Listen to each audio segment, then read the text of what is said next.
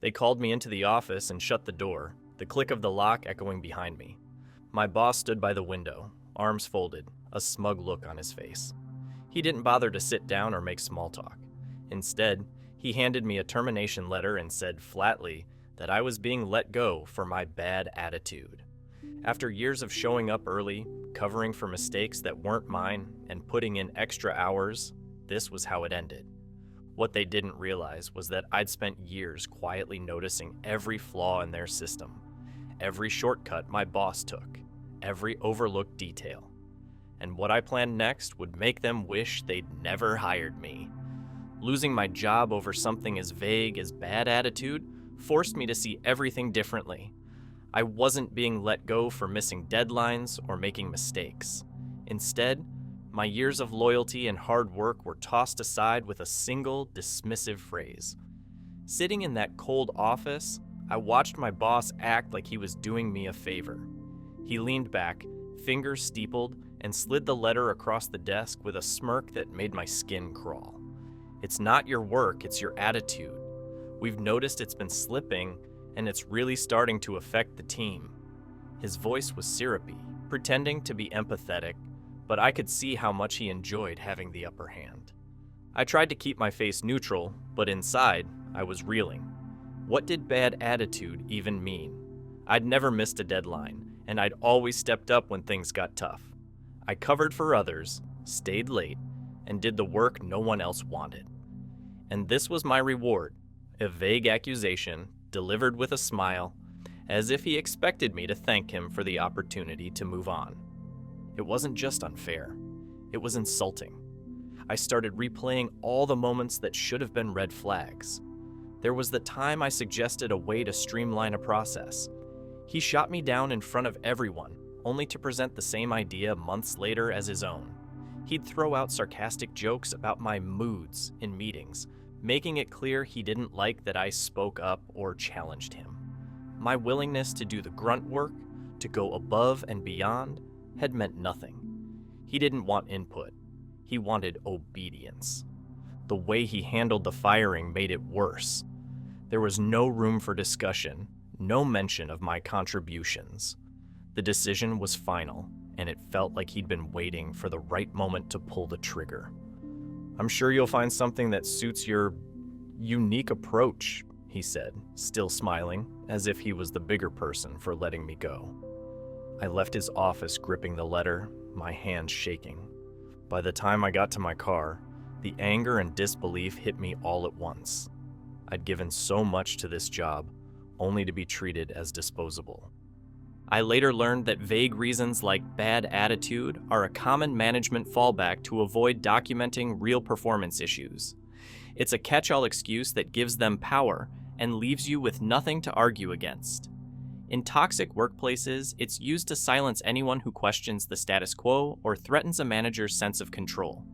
That realization stung, but it also started to clear my head. This wasn't just about me. It was a pattern, and I'd just become its latest casualty. But once the shock wore off, I started thinking more clearly. I realized just how much I knew about the company, details about how projects actually got done, which systems only I could navigate, and the shortcuts that kept things afloat.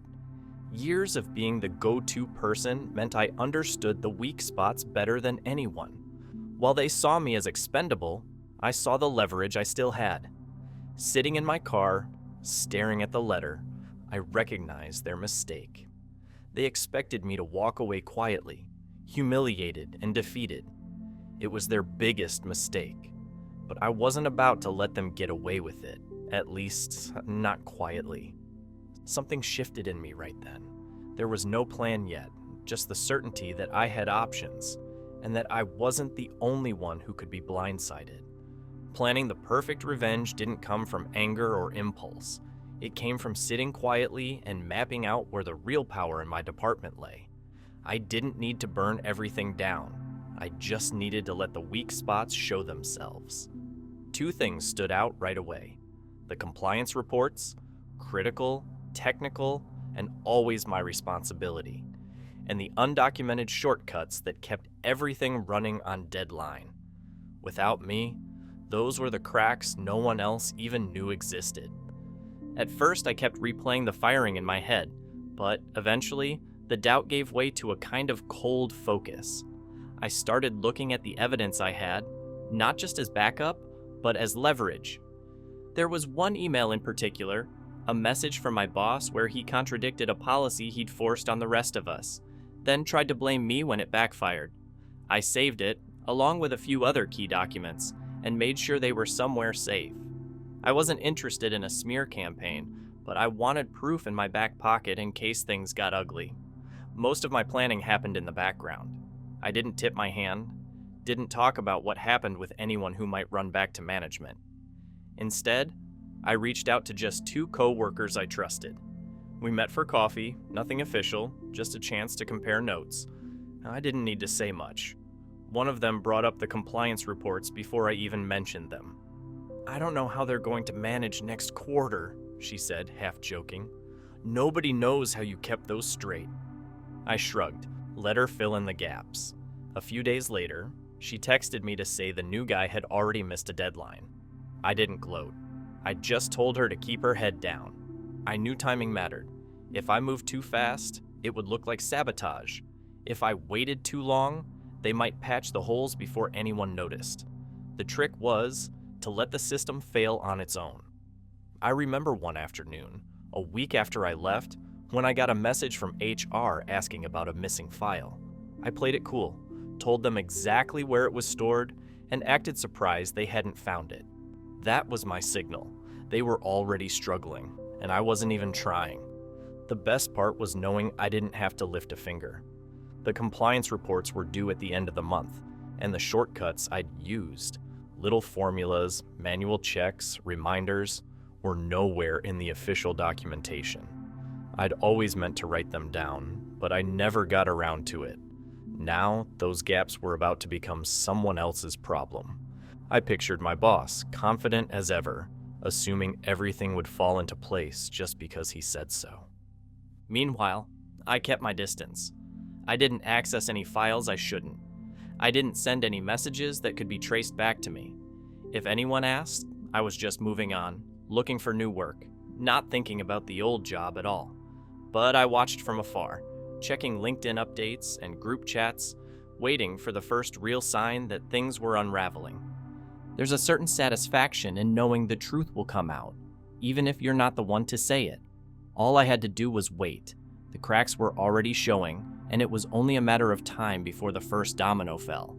The first sign of trouble was a small compliance error, buried in a report that used to land on my desk every month.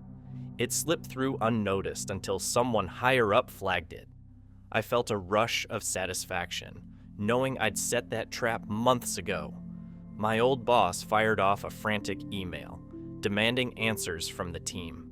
He didn't stop to consider that the mistake was rooted in the section I'd always managed myself, and he never bothered to train anyone else to handle it. Instead, he shifted blame to whoever had inherited my responsibilities, his tone sharp and impatient. The polished image he worked so hard to project started to crack. Things didn't unravel all at once. At first, the team missed a few minor deadlines. They came up with excuses, software glitches, miscommunications, bad timing. But the delays kept piling up.